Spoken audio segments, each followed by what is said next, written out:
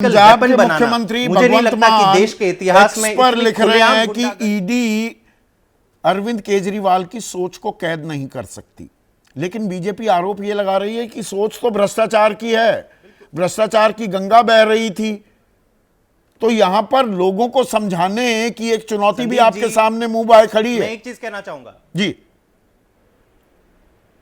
संदीप जी, मैं केवल एक चीज कहना चाहूंगा कि आज भाजपा के प्रवक्ता जब ये चीज कहते हैं कि भ्रष्टाचार हुआ है दिल्ली के एक्साइज पॉलिसी में, तो आज हंसी आती है। क्यों? क्योंकि ये पहला केस है जिसमें 2 साल से जांच चल रही है, 500 से ज्यादा रेड हो चुकी है, 1000 से ज्यादा विटनेसेस समन किए जा रहे हैं, लेकिन एक चवन्नी तक नहीं मिली भाजपा को।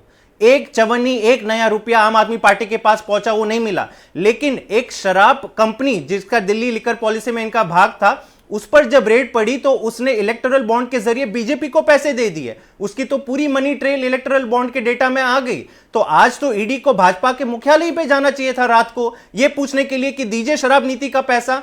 लेकिन ईडी अगर अरविंद केजरीवाल के घर पे जा रही है, जहां पे अब तक आम आदमी पार्टी के एक भी नेता के पास एक चवन्नी नहीं मिली, इसका मतलब साफ है कि यहां पे मकसद भ्रष्टाचार की इन्वेस्टिगेशन करना नहीं है, राजनीतिक मकसद है। अरविंद केजरीवाल जी को लोकसभा चुनाव में नहीं कैंपेन करना है, आम आदमी पार्टी को नुकसान पहुंचे, केवल एक ही मकसद है, और ये मेरे ख्याल से दिल्ली की जनता को हरगिज मंजूर नहीं होगा। तो कानूनी कार्रवाई है, भ्रष्टाचार पर छापेमारी और कार्रवाई, उसको राजनीतिक रंग भी दिया जा रहा है।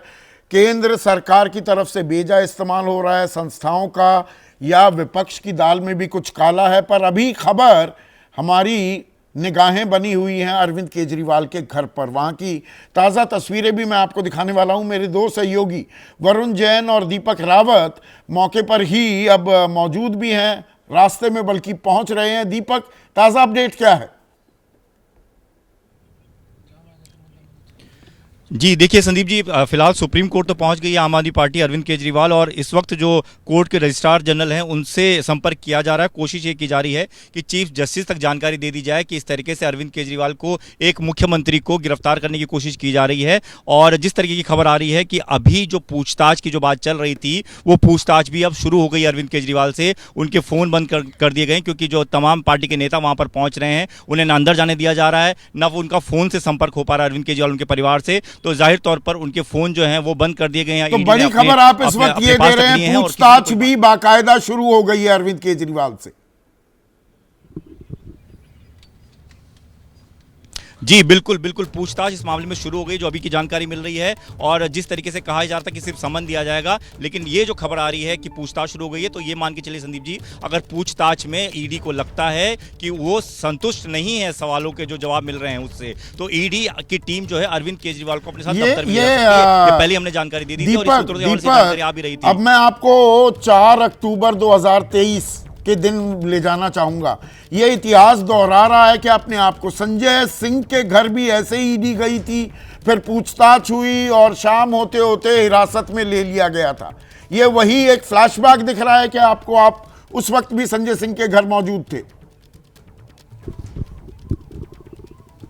जी बिल्कुल, उस दिन मैं खुद वहां पर मौजूद था संदीप जी, और ये मैं आपको बता दूं, उस वक्त संजय सिंह को कोई समन भी नहीं भेजा गया था। हाँ। सिर्फ ईडी की टीम गई थी पूछताछ के लिए। ये कहा गया था कि पूछताछ के लिए आई है, कुछ रेड करना है, कोई किसी प्रकार का पहले कोई जानकारी नहीं थी, कोई समन भी नहीं दिया गया था। अचानक टीम पहुंची थी, पूछताछ हुई, घंटों की पूछताछ हुई, करीबन सुबह के वक्त टीम आ गई थी और शाम तक पूछताछ होती रही। और फिर अचानक से खबर आती है कि संजय सिंह की गिरफ्तारी होनी है, उन्हें ले जाना, और एकदम से भगदड़ मचनी शुरू हो गई और संजय सिंह गिरफ्तार हो गए। हालांकि इससे पहले जब मनीष सिसोदिया की मैं बात बताऊं, तो मनीष सिसोदिया के मामले में सीबीआई ने उनकी गिरफ्तारी की थी। तब मनीष सिसोदिया खुद सीबीआई दफ्तर गए थे, उनको बुलाया गया था, सीबीआई दफ्तर में कई घंटों की पूछताछ हुई और शाम को खबर आई कि उनको गिरफ्तार कर दिया गया। तो कुछ ऐसे ही मामला जो है अरविंद केजरीवाल को अपने मामले में लग रहा था, इसीलिए वो बार बार ये कहते रहे कि समन एक बहाना है, उनको सिर्फ ईडी दफ्तर बुलाना है ताकि वहां पर उनकी गिरफ्तारी हो सके। और यही वजह है कि आम आदमी पार्टी के तमाम प्रवक्ता, नेता लगातार ये बयान देने की करते रहे, बयान देते रहे कि अरविंद केजरीवाल को गिरफ्तार करना चाहते हैं, चुनाव से पहले गिरफ्तार करना चाहते हैं।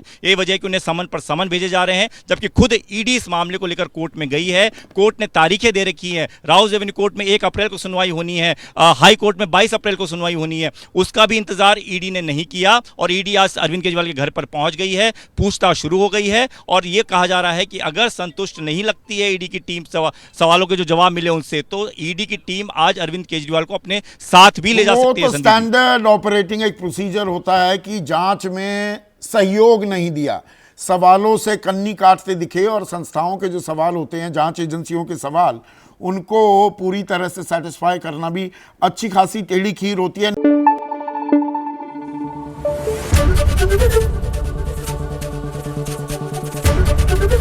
एबीपी न्यूज आपको रखे आगे।